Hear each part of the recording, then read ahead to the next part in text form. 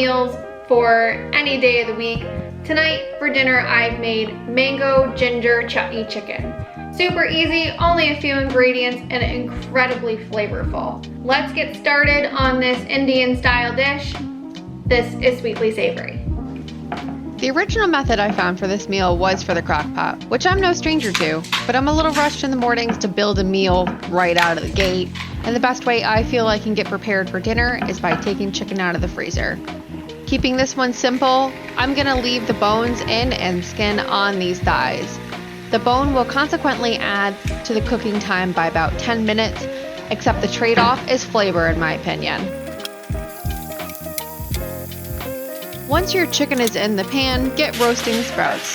The earthiness of Brussels sprouts works well with the sweetness of the chutney, but broccoli or asparagus are tasty too. I don't want to over-season the grain or vegetables since the chicken is the star of the show. I have a whole video on roasting frozen vegetables that I'll link, along with the quinoa that's quietly bubbling away in the left-hand corner. At about the 5-minute mark, or when you start to smell the fat rendering, flip the chicken. This was when I added the chutney to begin building the flavors into the meat.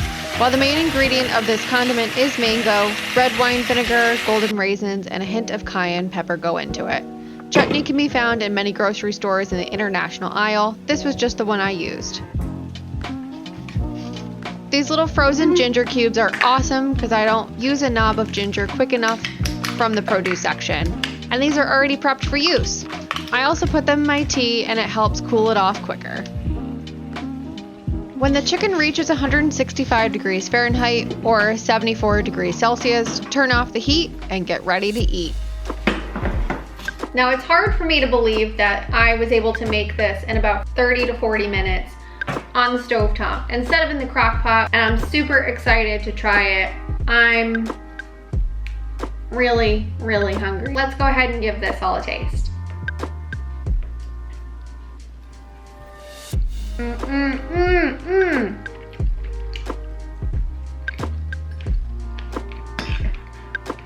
This is definitely dynamite. The warmth from the chutney and the spice with the chili sauce. If you haven't tried anything that's like a chutney before, I definitely recommend it. This full recipe will be on my website. That'll be linked down below.